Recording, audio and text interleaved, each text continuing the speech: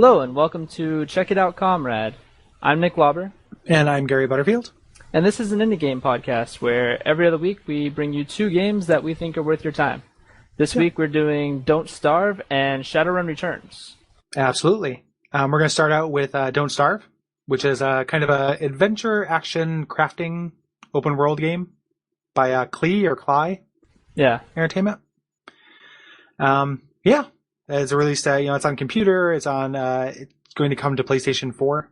But I played it on PC. Yep, I as well. So what's cool about Don't Starve, Nick? So Don't Starve is basically like the way I try and explain it to people to get them to play it, because I actually do really enjoy this game. It's a lot like the first night of Minecraft, but forever. The gameplay is very similar, aside from being a 2D game instead of 3D. It's highly emphasized on collecting resources and crafting, and but with a much higher emphasis on survival. Yes. Whereas with Minecraft, the actual... You don't have to eat in Minecraft. Yeah, that's true. So and the actual element of, trying to keep yourself away from the baddies or whatnot is pretty much, negligible after your first couple nights of collecting stuff and building. This game is that forever. Yeah. Well, and add that timer to it. So, because like Minecraft, you can just build 4 walls around yourself and then walk away from your computer forever. Yeah. And never, you'll never lose the game. Right. But this, adds that timer, so there's pressure. So all the decisions you'd be making in the first day of Minecraft, you're making with kind of a risk reward in place. So it adds a little bit of gaminess to it as opposed to being Legos, Right. And there's more to, there's like other elements too that you can get yourself to a point where you're pretty self-reliant as far as food goes. You don't have to go, gathering, carrots out of the ground every night. You can actually build farm plots and stuff if you've kind of got this perfect situation, which isn't easy to come by. But if you manage to get that situated, you still have to make considerations for the upcoming winter, where you need to make sure you have the right amount of clothing and heat. And there's always an additional element of trying to keep yourself alive. The game gets increasingly more antagonistic. Like there's these dogs that just start coming after a certain point on a certain interval. I forget what it is, but certain interval of nights, there'll be enemies that come out of the darkness after you. Yes. And and sanity as well. Yeah. You need to keep your sanity up, which I'm not sure.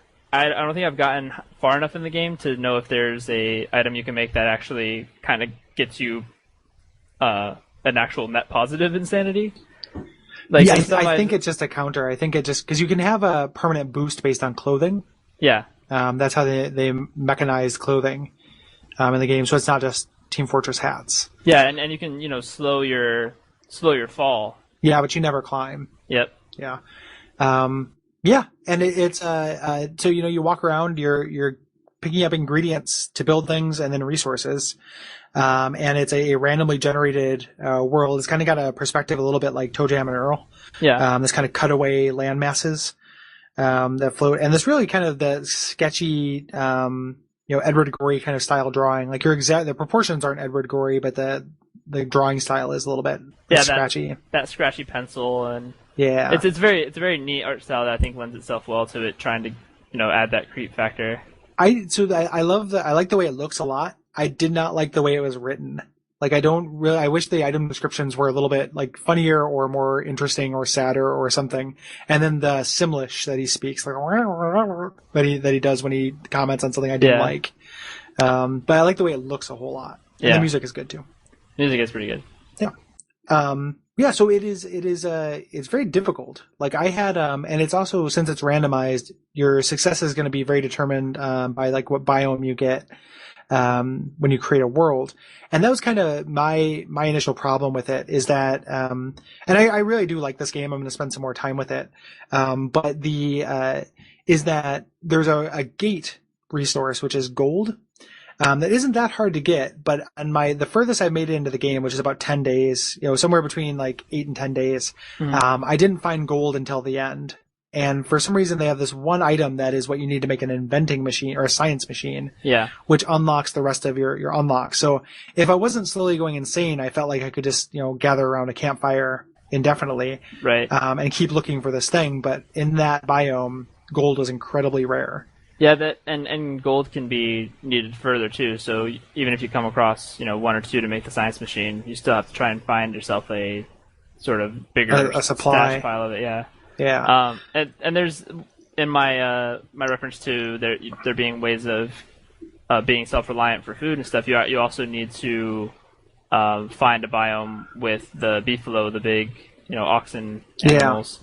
Yeah. And so if you kind of can't find good resources of both of those, it makes it way harder on yourself.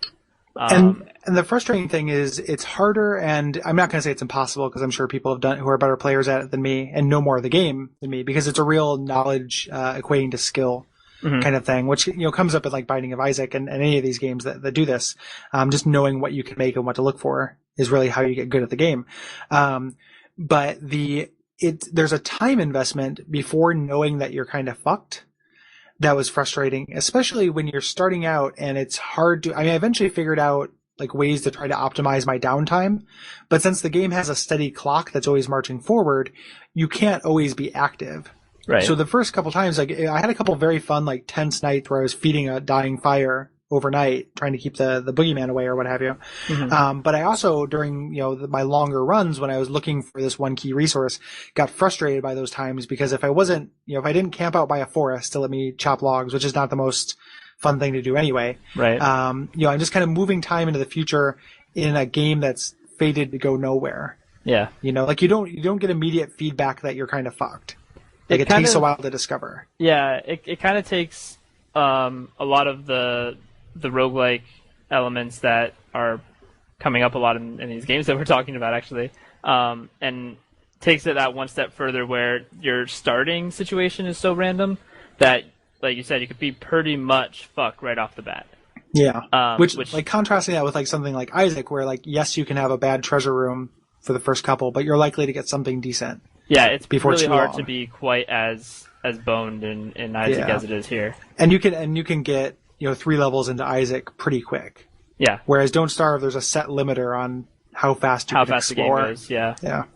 So in regards to that, I tend to restart a lot in trying to make for a perfect start, basically. Which, like you said, may just be because I'm not all that good at the game. I'm still fairly new to it. I've put in a decent bit of hours into it, but I haven't gone exploring all the wiki and stuff because I like the element of discovering that yourself.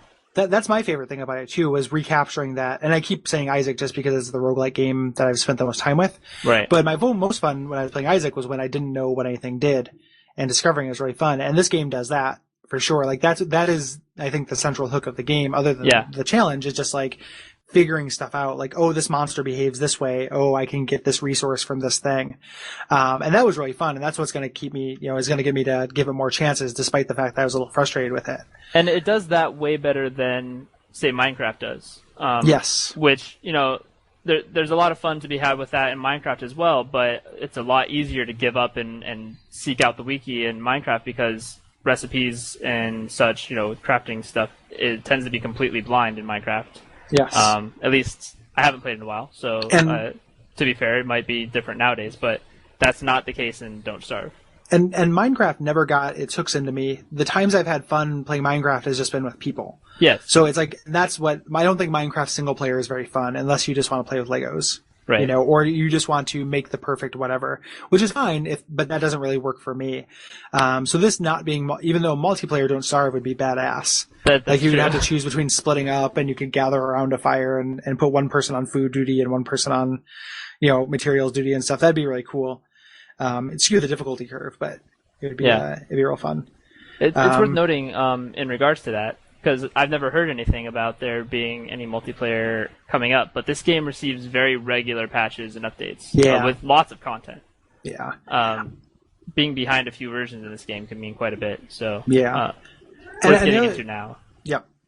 And the other thing I would just want to make mention of is that we don't have a spoiler space for this, but I'm I feel like there's definitely a indirect story that's being told here. Like you're there for a reason. There's more to it that I have not seen. I've picked up tiny, like on my longest run, which admittedly was a few versions ago, but on my longest run, I think I started to pick up on a little bit of that. You're starting finding items that I think are linked back to that strange guy that pops up at the very beginning when you start a new run. Yeah. So I'm pretty sure too that there's a bigger story that you and I, as being pretty new to this game, haven't caught wind of. Yeah. Which makes me want to play it more, to be honest. So me too. Like I love indirect storytelling, and I love piecing together pieces of that. I mean, I do a Dark Souls podcast. Like that's right. I've been on that podcast. Yeah, exactly. Yeah, you've been. We're both big, huge Dark Souls fans, and that's the story in that's how that's entirely told. So definitely, what I want to spend. I'm not going to tell you to check it out. I need to check it out more than I have now. Unlike Prison Architect, which we did last game, where it's like, I get why this is good, but the systems are probably just not going to be for me. Right. Like, I like the idea of it, but this is something that I put down just momentarily, but want to pick back up because I really like it. I'm definitely going to be putting more time into it. It's just that, like, if there feels like so much content to it, but the fact that it lends itself to the story, but the fact that it takes so much time investment to get up to that point. Because you could have 20 bad runs before you get that one where you started discovering that stuff. Yeah. Means that I'll have to keep setting it down and coming You're back. You're always going to have to do those first couple days again. Like, I would love to see what's on the other side of winter, but that's going to take a set amount of time no matter how good I get at the game. And I wouldn't want that. I don't think I necessarily want that to change. Like, I think that's part of how it tells its story. I don't want them to make it easier on behalf of me getting more of the story. I don't want it to be easier. I wish that there was a way. I mean, I guess this would ruin it too. I wish there was a way to speed things up a little bit. If to hand wave like the Gathering Nights, where you just like I want like a set of a macro where it's like, okay, no matter what the world is, I'm going to spend the first day getting logs, twigs, grass, and carrots. Yeah. But I mean, that would ruin it, and I understand why they don't do that. But that's what my base instinct wants. I will say, did you ever get around to crafting the bedroll? I did not make a bedroll. The bedroll, I think it helps out your sanity a little bit, but it also, the main draw to it in the couple times that I've built it is that you can just skip the night. Oh, well, that's what I want. Yeah. But you need gold to make it. So you have to get a vending machine. Right. So in my experience, 1 out of every 3 games will have that. But I think I just had bad luck.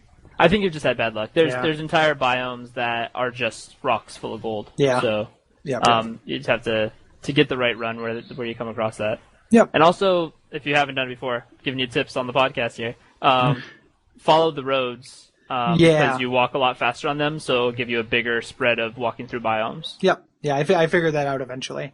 Cool. Like the kind of things I started doing is follow the roads, camp in forest, so I can chop down trees overnight, and that's where I would do my gathering of those kind of materials.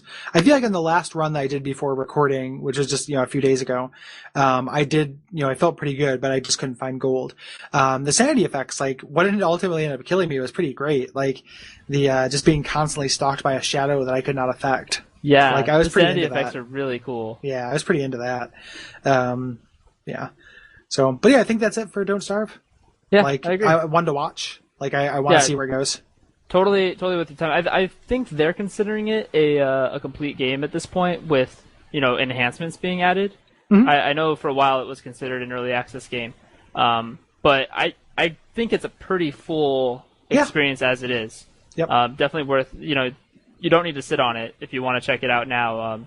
It's on, do that. Yeah. There's As the plenty time of of recording, it's on sale. It won't be at the time you're listening. Right. But Christmas sale is probably still going on, so yes, it will be. Yeah.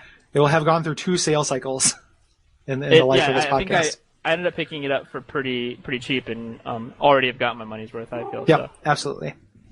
Okay. So Don't Starve. Get it. Yep. Next. Shadowrun returns. Absolutely. Yes, it does. Yes, it does. Developed by Harebrained Schemes. An indie game that is the real first of the big RPG Kickstarters to come through. Yeah, and being a backer of pretty much most of those, if not all of them, I'm really glad that this game, 1, came out at all. Yes. And 2, came out good. Like I'm a pretty big fan of this game. So yeah, it Yeah, it's real fun. It is a top-down, like isometric tactical RPG.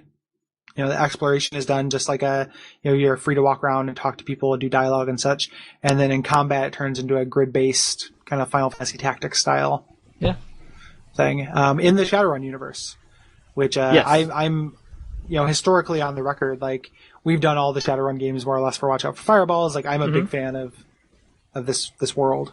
We've played a Shadowrun game tabletop. that you GM'd. Yeah, we did a tabletop Shadowrun game, which is a clunky system but a really great world. Yeah, which this is based on the latest system with some throwbacks to older versions in it.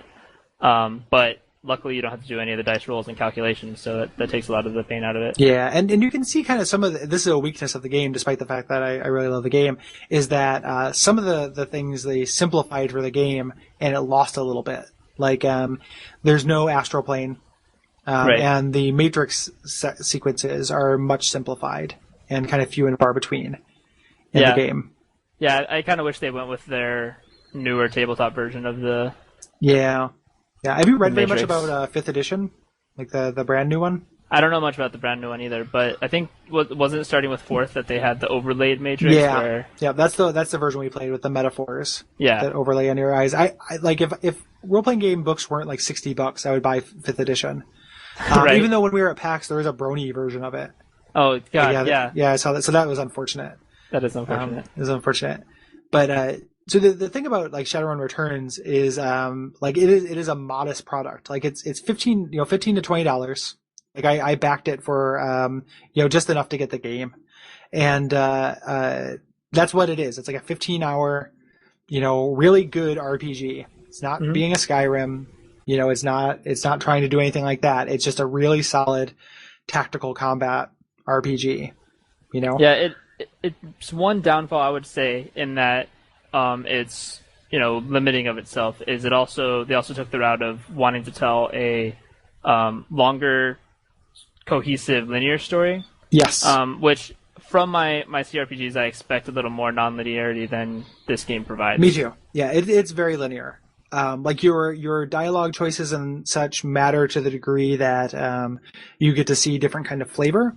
And that's important. Like I don't want to discount that because that's true behind the scenes of a lot of CRPGs. They maybe get the illusion of more difference, but at the end of the day, it doesn't matter as much as they want you to think. But there aren't like necessarily branching paths. Now, to be fair, what they did was they said, okay, we got our stretch goal for this expansion, this kind of second game. A lot of this Promise the Moon stuff we're going to do in that second game, but we want to get a game out and get the player base working on stuff. So we're going to put this out now in, a little bit like a B+ form rather than a mastered form, continue to iterate on it, and then give you some of this stuff that we talked about later, which is like a weird version of what Double Fine's doing with the Double Fine Adventure, where they're eventually going to put out half the game in order to fund the second half of the game. Yeah, that one's definitely a big mess. It's a real shit show. But yeah, for anyone not familiar with how they pitched it in the Kickstarter, they wanted to do sort of an Icewind Dale style, a Neverwinter Nights style game where, yes, there's a game to play, but the main sort of pool is these editing tools where you can craft your own maps and your own story. Mm-hmm. And that was meant to be the main draw, and that plays really well into the mechanics of Shadowrun as far as a tabletop game goes. Is they're meant to be these separate jobs you get, finite missions. Yeah, and that's what they're hoping the player base will create. They're working on, which they're working on. Yeah, the game's been out for 4 months now. Came out in July, so 3 months as the time of recording this. And that hasn't quite come together. No. And I'll fault a little bit of that, I feel, to the tools not being totally full featured yet. But they actually have come out with some patches that have added functionality and stuff to the map editor too. So they definitely haven't completely dumped it and started working on the Berlin campaign that got stretch gold. They are still helping the people who want to create maps have the resources to do so. Right. And I'm eagerly awaiting that stuff. And I can be patient. Like I'm okay with this being a perpetual kind of engine that there'll be mods for, like little user created things. And eventually the developers will start some kind of ranking system and recognize individual ones that they think are excellent. Like it's kind of the promise of, really, it's like you're choosing the lottery payout that gives you 10 grand a month rather than getting the $1 million Double Fine adventure that, you only get once and maybe never. And, it's really easy to, sort of forget about games in the immediate return after they're released. And I think the Berlin campaign is going to really help keep the fan-made community going in time for there to be that establishment of people who can actually make good stuff and get them ranked and highlight the great ones, like you said. Yeah, that's really what I want. They did an iOS version too. Like, as much as this kind of game plays really well with a touchscreen, like a tactical RPG, and that's only going to help. Like, they're still working on some bugs with it. I haven't played it on iOS because I just have an iPhone. I don't want to play it on a screen quite that small. Yeah, but on iPad, Android I bet as it well, plays. actually. Yeah, exactly. Yeah, that was new. I think that came out afterwards, but that's also out. That's going to help tons because this game, like these tactical games, Final Fantasy Tactics and such, play so good on the go. Just doing a mission or a battle on the bus is really excellent. And I just see good things for these guys. I knew it when you talked about seeing that stupid Brony version. We had a really positive Shadowrun Returns experience at PAX as well, where they weren't on a assigned panel, but they put together one of the empty rooms and said we want to do just kind of a backers meeting. Like, we want to show you what we have so far, your questions and stuff with Weissman. Right there, and that was really cool. We haven't noted yet. I'm gonna interject real quick. Weissman also created the tabletop Shadowrun game forever ago. Yep. So this isn't just some company who likes the IP and has made a game. This is Weissman himself, the man who is Shadowrun, making a game. Yep. And made was consulted on the other Shadowruns that are very faithful, the early ones that I really like. That wasn't directed. He wasn't doing games at that time, but he was very involved at that point. Right. So he did, kind of like a real high transparency with this. Like, the updates were at a very good pace. We're all very clear. He's just I feel like he's never gotten ahead of himself. Like, it's always just been this is what we can do. This is what we can't do. Here's what we have, and I really appreciate that.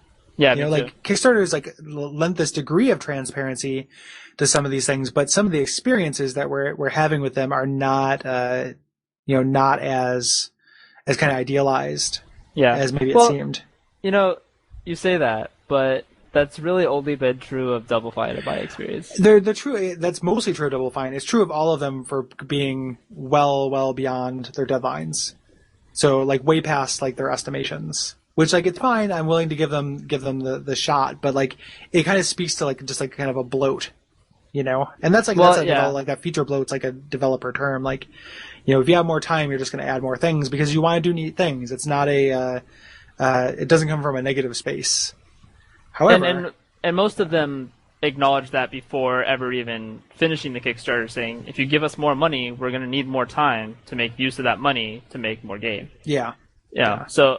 I don't feel anyone aside from Double Fine again, which I like the company, not to badmouth them. We've met Tim and whatnot. They're not bad people, but they're making a mess of this Kickstarter thing. Yeah, it's frustrating. I'm mildly frustrated about Wasteland because I feel like that's the next one that's coming up. They're doing good jobs, but they're the not coming up, but the next one that's as far beyond what it needs to do. And I think they're supposed to have a beta by now. Oh, that could be. Yeah, they were we're not going to make our deadline, but we're going to have something you can play, and it was, and I could be wrong with that.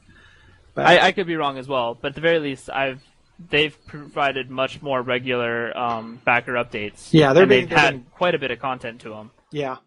So, and I'm excited to play all of them. Yeah. Project Eternity has been ridiculous on the amount of updates they've been providing. Yeah, more than I've had to ignore the emails because I want, I want to play the game a little bit blind. And I don't care about these church orders and these different families of dwarves and shit.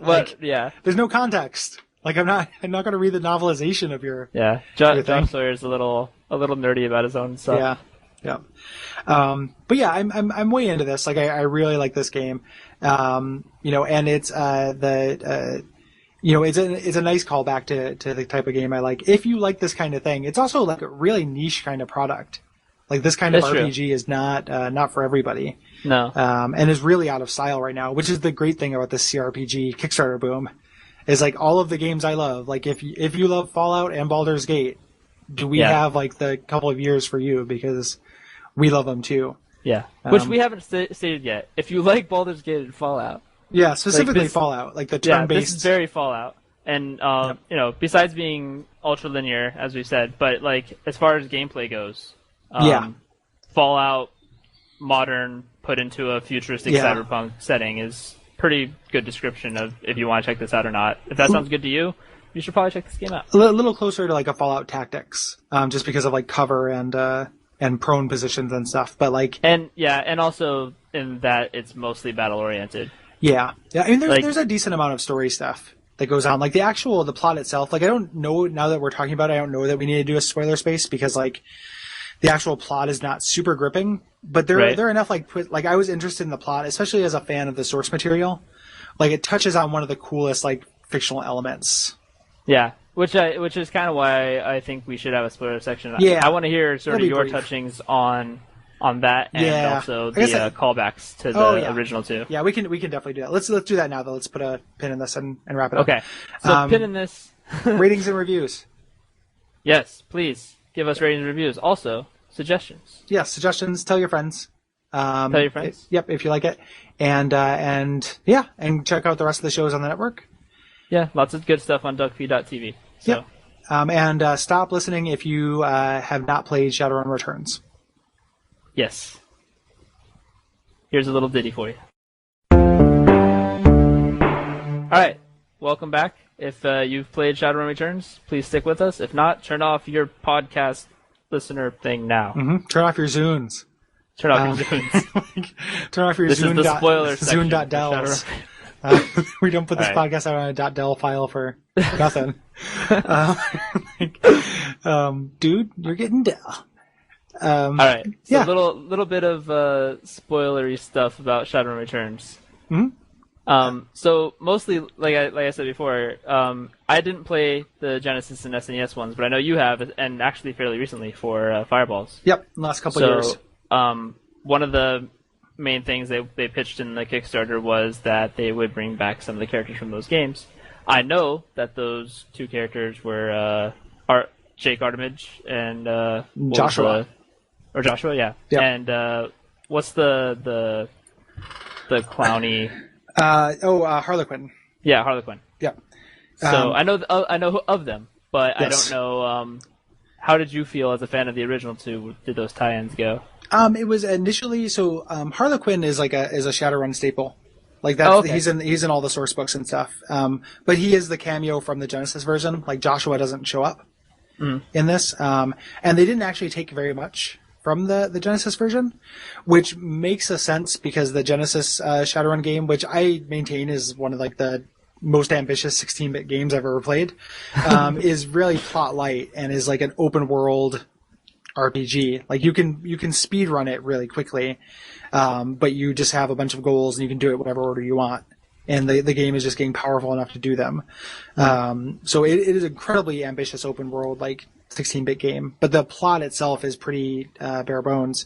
Harlequin does show up in it, and he's kind of like just a mover and shaker, behind the scenes mystical entity guy. Which plays out pretty well with how they put in this one. He's shit in combat, which I was surprised by. Like I was expecting him to be a much better fighter, because if you like as like a Shadowrun fan, like having him on your team like was a real oh shit kind of thing. Like he's in the fiction and in the modules and stuff that I read, like he's the guy who shows up and says something really mysterious and badass and then like leaves, and I was like, oh wait, all right, he's gonna kick some ass, and he only kind of kicks some ass. Yeah, I kind of didn't like his class, the Street Samurai or the Adept. Yeah, I didn't like the Adept playstyle in this game very much anyway. No, they need to work on that. They didn't do Deckers quite right, and they didn't do Adepts quite right. I think they did Shamans amazingly. Like I think that the Shaman mechanic of there being a chance of losing control based on how many actions you take is better than the tabletop version.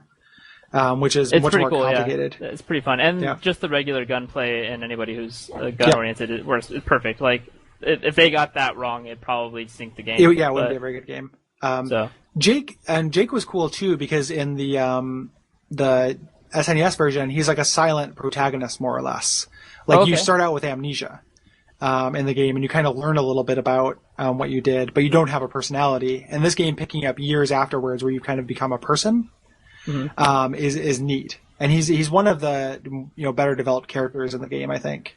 Yeah, he's pretty cool. Except like his kind of mysterious comings and goings, which are kind of sudden and not really well written. But I think he's just like a friend of the dude. Like the murder mystery dude. Like he's not attached to you, I think is the idea. So he shows up in the beginning, which like just to introduce him, and then he shows up at the funeral, which makes sense. Yeah. But the coolest thing, like my favorite part about it is that they did deal with these insect shaman things, which like one of my favorite when I was playing the game, like I played Shadowrun, the tabletop game in high school, but we played a lot of D&D. We didn't play that much Shadowrun, so I had a lot of the source books that I would just kind of read.